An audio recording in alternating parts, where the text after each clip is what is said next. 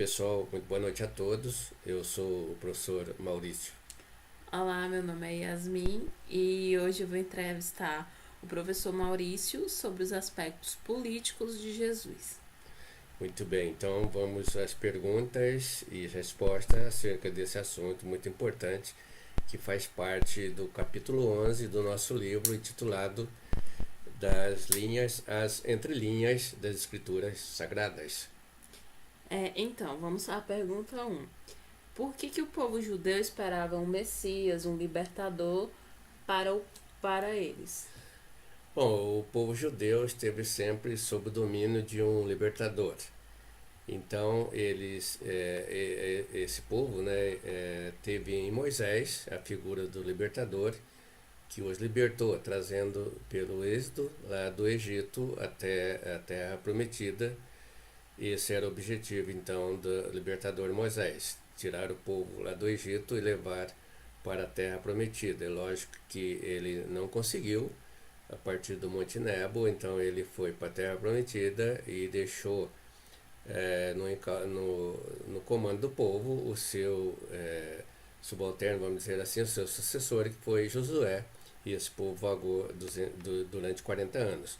Mas não fora só Moisés, também teve os profetas, né, entre eles Abraão, Davi, Jacó, que foram líderes religiosos, organizadores, políticos, governadores daquele povo lá na sua região.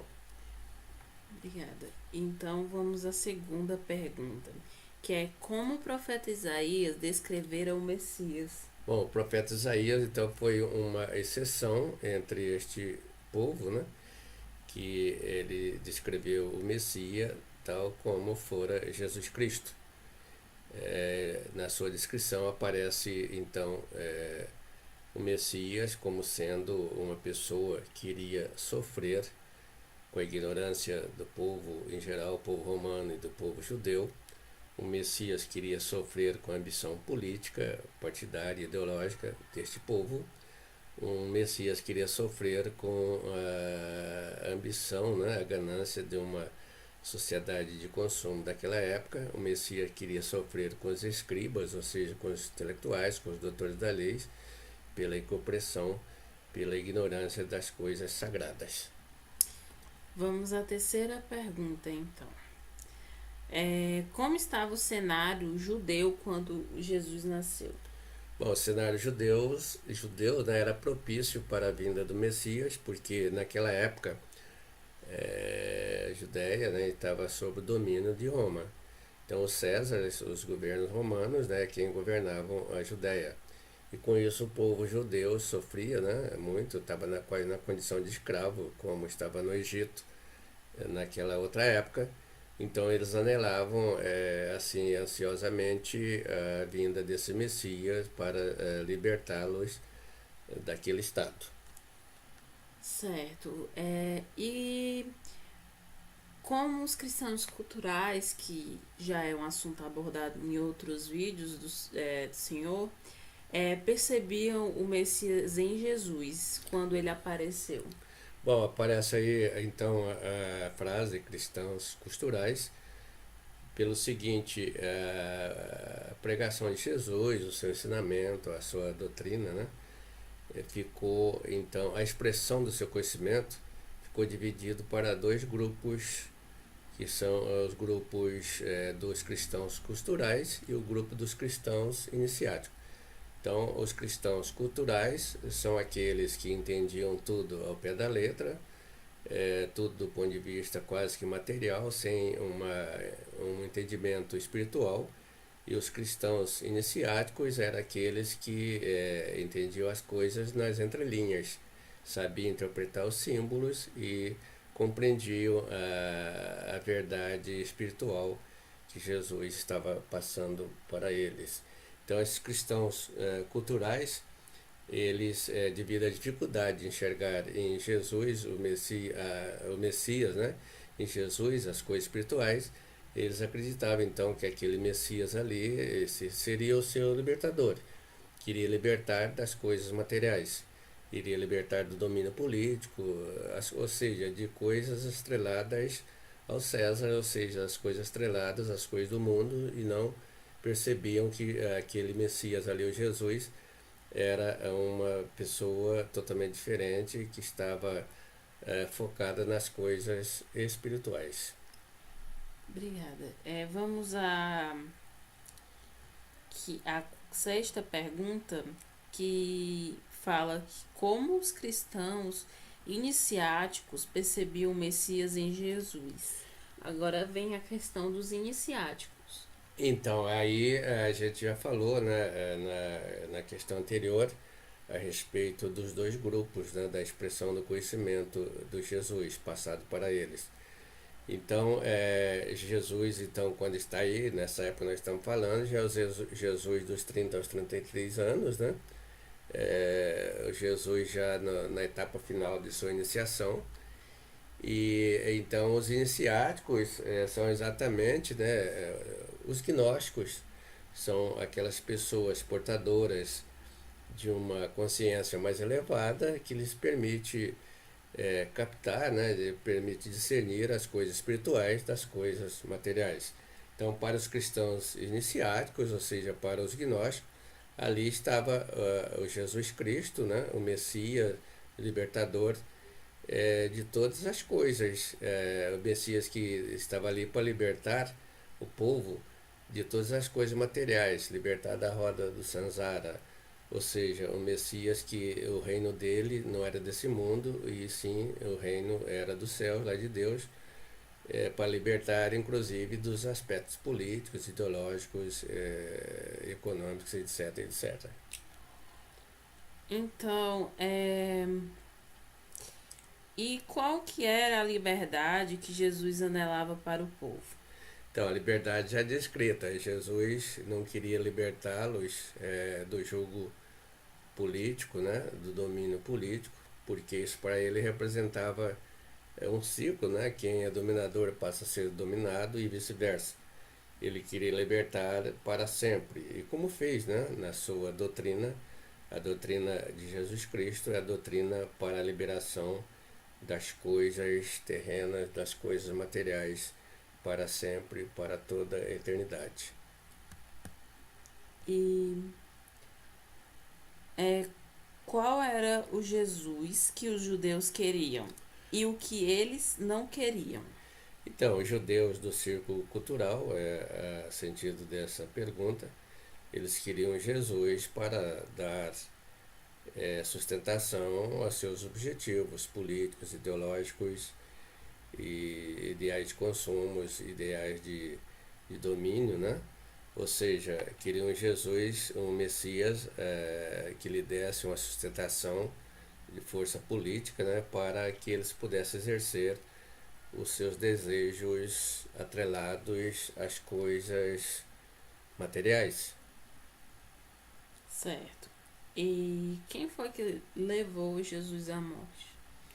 Então, quem levou Jesus à morte, pasmem todos vocês, exatamente os cristãos, mas não os cristãos iniciáticos, os gnósticos, e sim os cristãos culturais. Então, esses cristãos culturais que esperavam em Jesus, o Messias, libertador das coisas materiais, das coisas do mundo, né? do jugo romano. E à medida que eles perceberam que aquele Messias estava ali, não iria fazer isto, não se prestava a isto, não atendia aos seus objetivos, eles mesmos foram os acusadores, os condenadores e os responsáveis pela morte de Jesus Cristo, através do Conselho dos 500 lá do Sinédrio e do César lá de Roma, que no caso era lá da figura lá da pessoa do Pilatos. E como foi que aconteceu, em que inteirinho aconteceu a entrada de Jesus no Domingo de Ramos? Então, isso daí é que os cristãos, também culturais, infelizmente, né, das 60 mil religiões que dizem existir no mundo, precisa entender. Aquilo ali, quando Jesus chegou na Jerusalém Sagrada no Domingo de Ramos, montado na jumenta, que ele foi ovacionado pelo povo, aquele povo que estava ali não estava esperando Jesus como o Messias libertadores para as coisas do reino celestial. Aquele povo estava esperando o Messias político, um grande líder de força que iria tirar ele daquele estado de domínio, de julgo, né, sob o domínio romano. Então, quando foram receber Jesus com esse espírito de ser o grande líder político, libertador, que iriam tirar eles daquele estado, tal como fez Moisés lá no Egito. É, e por que que Jesus não interessava pela luta política, pela alternância de poder? Então, Jesus não interessava porque o reino dele não é desse mundo. As coisas deles não eram as coisas de César. Então, ele veio com a missão de libertar o homem, não do domínio político, da alternância de poder, onde um domina e o outro é dominado. Depois, o que era dominado, se liberta, passa a ser o dominador. Jesus sabia que esse ciclo iria repetir sempre, como repete até hoje em nosso mundo moderno. Então aí não está a liberdade em ser dominador, não está liberto, e ser dominado, pior ainda. Então a liberdade não está aí, a liberdade está em sair, deixar de ser dominador e deixar também de ser dominado. Então a doutrina de Jesus foi para isso, para libertar o homem para sempre, tirar desses ciclos, né, repetitivos. É, e qual que era a ideologia política de Jesus? Então, Jesus não tinha uma ideologia política tal como nós entendemos hoje. A palavra ideologia significa a arte de camuflar a verdade. Então, o homem de hoje usa a política, né, para camuflar a verdade, para governar, geralmente em benefício de uns privilegiados. Então, estabelece leis, etc., etc., para proteger esses benesses, né, dos privilegiados à custa de outros sacrificados. Então, Jesus não se interessava por isso, ele nunca, como diz os jovens, né, ele nunca foi chegado a nenhum partido político. Ele estava na época sob dois partidos políticos que o condenaram e levaram à morte. Do lado de Roma, os Césares, e do lado dos judeus, o conselho dos 500 do Sinédrio. Então Jesus não interessava pela alternância de poder nem política por isso, e deixou o seu exemplo a ser seguido por todos nós que também, se entendermos a mensagem do Cristo, devemos agir assim. Então é muito difícil para um cristão iniciático se identificar com qualquer coisa de aspecto político partidário. Agora, para os cristãos do círculo cultural, que estão aí até hoje, infelizmente, é perfeitamente normal isto, como Vicente e toda a gente, como diz o mestre Samael, Raimundo e todo mundo. Então, eu queria que você comentasse um pouquinho sobre a expressão "dai a César o que é de César". Então, Jesus, né, isto apareceu quando a situação de pagar o imposto a César, né, que o pessoal condenava, porque a Judéia estava sob o domínio de Roma, e pagar imposto para Roma era uma coisa complicada para eles, né? Então eles esperavam que ali Jesus, os apóstolos principalmente, né, fosse dar uma resposta que não deveria pagar o imposto para o César, né? Que no caso tinha até o Mateus entre eles, que era o cobrador de imposto. Jesus não, devemos pagar sim. Dai a César o que é de César e a Deus o que é de Deus. Então, com isso, você está querendo dizer, o imposto, a moeda, a política, as coisas são desse mundo, não são de Deus para a qual ele estava empenhado, né?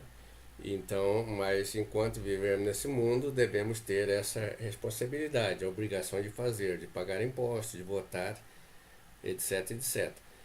Agora, é diferente da gente pagar esse imposto, de nós votarmos, né, por obrigação de estarmos inseridos num partido político, de fazer campanha, de torcer, de se identificar, não por vontade própria, né? Quando fazemos isso por vontade própria, é porque não somos cristãos iniciáticos e não entendemos a mensagem de Jesus Cristo. Então nós estamos integrando, não estamos dando a César o que é de César, e sim sendo os Césares, se integrando aos Césares, ou seja, entregando as coisas do mundo, né, em detrimento das coisas espirituais. Certo. E o que aconteceu quando o Sinédrio percebeu que Jesus não era o Messias esperado por eles? Não, essa pergunta aí é o contrário. Tem o início dela, o que aconteceu quando Jesus, eles perceberam que Jesus era o Messias, né? Então eles tinham dúvidas se Jesus, quando Jesus apareceu vindo do Egito, lá para a Judéia, que começou a sua fama espalhar de um homem de força, de um homem poderoso, então eles ficaram em dúvida se era o Messias esperado ou não. Então o Sinédrio, né, liderado pelo Caifás, pelo Anás, manda Judas, né, que é também um cidadão lá do Sinédrio, a ir no encalço de Jesus para fazer essa observação, para fazer essa para contestar, né, constatação de que realmente era Jesus o Messias ou se não era. Então Judas teve essa missão de pegar essas informações e levar para o Sinédrio. Então ele ficou o tempo todo atrás de Jesus Cristo, como sendo um mala sem alça, né? Hoje a gente fala mala sem alça e também sem rodinha, então ele perturbou muito Jesus com essa questão de que Jesus deveria ser o libertador, o Messias que os romanos, que os judeus estavam esperando. E qual era o sistema político da época de Jesus na Judéia? Então, o sistema político já abordado aí era então a Judéia, né, liderada, dominada por Roma. Roma então governava através dos Césares e o representante de Roma lá na Judéia, então era Pilatos, né? Tinha também o Herodes e tinha um monte de governantes romanos ali infiltrados. Então o sistema político era de, vamos dizer assim, ideológico, era de judeus dominados na sua terra pelos romanos.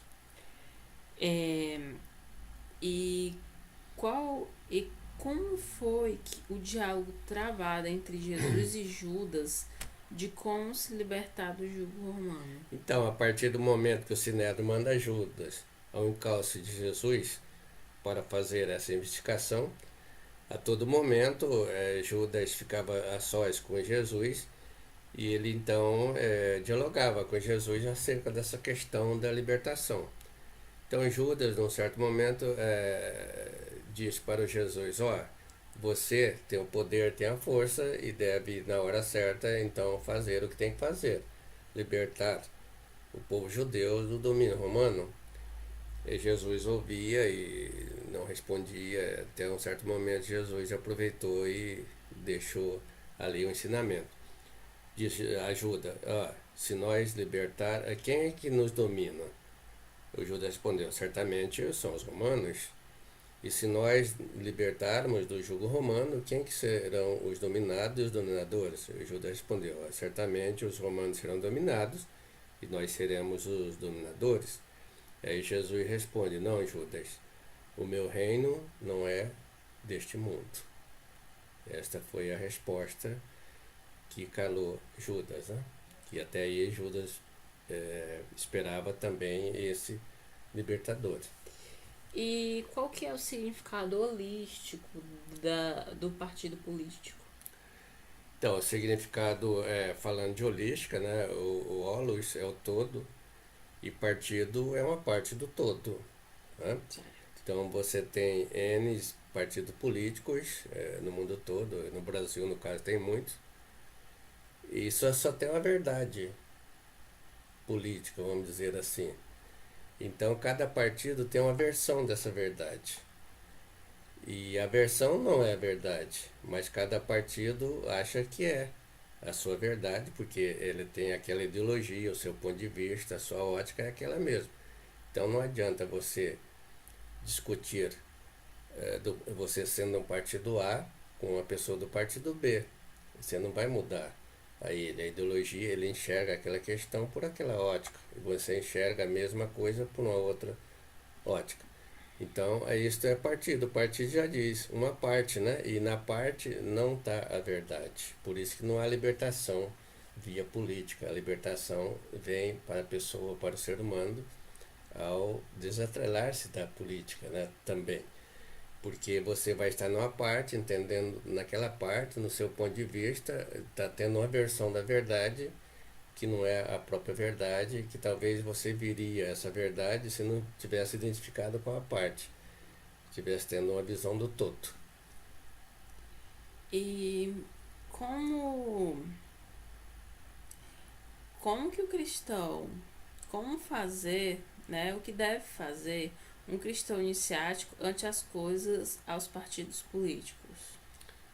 Bem, então, nós já dissemos aí, vamos reforçar que é perfeitamente normal para um cristão cultural, do círculo cultural, estar embrenhado, né, estar identificado, estar participando de um partido político, perfeitamente ele ser um governador, ser um mandante, né, ser um deputado, um senador, ser um apoiador de campanha. Ele é um cristão cultural, não tem um compromisso com o entendimento profundo da doutrina de Jesus Cristo, mas é perfeitamente, vamos dizer assim, incompatível com a doutrina de Jesus Cristo, a doutrina cristã universal, a participação de um cristão iniciático nessas questões, porque elas são questões políticas, né? Elas são incompatíveis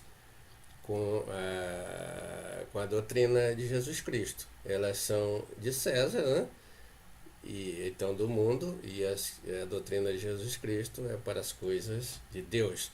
Então, na política não poderia ter cristão de religião nenhuma, e também não poderia ter militar de qualquer força armada em qualquer lugar do mundo, porque na realidade representaria um mal, um retrocesso à democracia.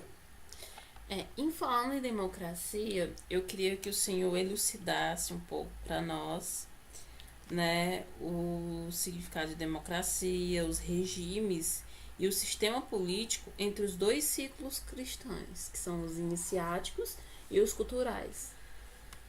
Então, a democracia é o governo do povo para o povo, né? Então, o povo é quem decide. A democracia é um regime, né, político que permite a coexistência de todos os outros sistemas, do sistema capitalista, do sistema comunista, do sistema até fascista, nazista, todos eles têm condição de coexistir, né, conviver dentro do sistema democrático. Agora, não tem mais condição de viver no sistema democrático quando cada um deles assume a sua hegemonia. No caso, se entra o nazismo, o fascismo, o capitalismo exacerbado ou o comunismo, então eles apagam, né, ofuscam a democracia. Então a democracia é uma coisa muito sagrada, vamos dizer assim, e difícil de ser vivida, né? Porque a democracia, para ser bem vivida, é preciso que o povo tenha consciência da sua liberdade, que ela dá a liberdade, né? Não tendo consciência dessa liberdade, que é o caso que nós estamos tendo hoje em dia aqui no Brasil, na democracia vira anarquia. Anarquia é aquele sistema anti-cidadão. Cidadania é você atrelar direitos a deveres. Para cada direito há um dever. E na anarquia o sujeito entende que ele só tem direitos, não tem deveres. Então gera essa confusão. E por outro lado, num regime só de deveres, é que o capitalismo quer criar, Quem é o povo que só tem deveres, não tem direito? É o povo escravo. Então, os deveres sem os direitos é o regime de escravidão. Então, a democracia perfeita é aquela que equilibra cada direito o dever. Então, o que o povo não pode confundir é regime político com sistema, né?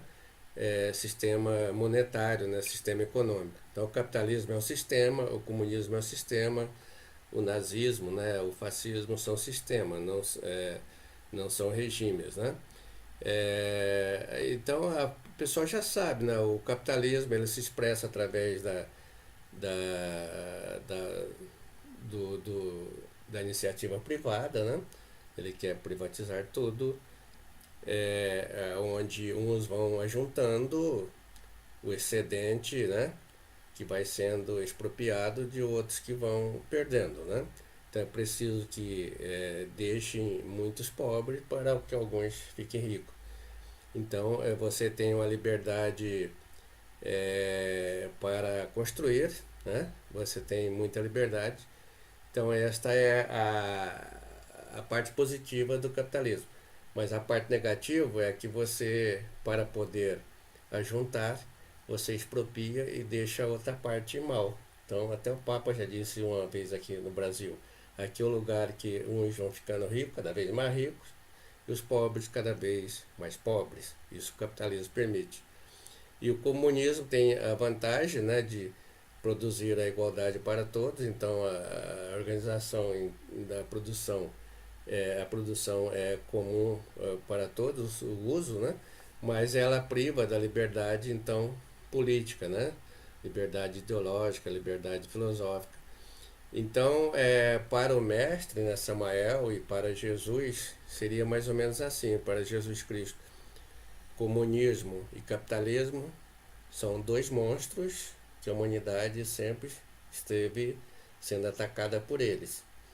Qual seria a solução para isso? Seria achar um regime intermediário, né? O equilíbrio está no meio.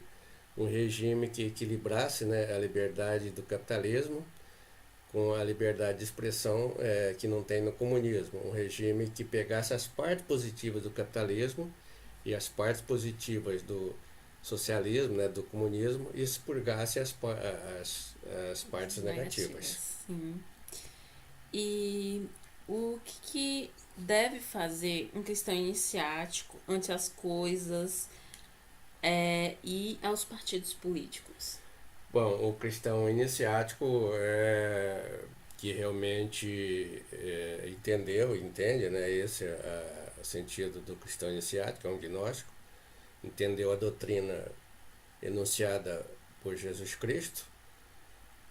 Jesus constitui para esta pessoa um referencial a ser seguido. Então, a pessoa, ao perceber qualquer identificação, qualquer detalhe a respeito do aspecto político, tem a técnica, né, de iniciação do gnóstico, de trabalhar esse detalhe através da autoobservação e da morte em marcha. Então deve ir trabalhando de instante em instante para perder a identificação com qualquer conotação política, para ir então aos poucos se libertando das coisas de César para essa integração perfeita e completa às coisas sagradas de Deus. Então, é isso, professor. Obrigado pela sua disposição e pela sua compreensão do nosso tema, né? Obrigado a você pelas perguntas e muito obrigado aos ouvintes pela atenção, tanto nas perguntas como nas respostas. Qualquer coisa a respeito desse assunto e a respeito de outros assuntos, vocês leiam aí na descrição do nosso canal e acesse a nossa página lá na internet, onde tem o livro na íntegra para vocês lerem em PDF. Obrigada a todos. Paz reverencial. A paz reverencial.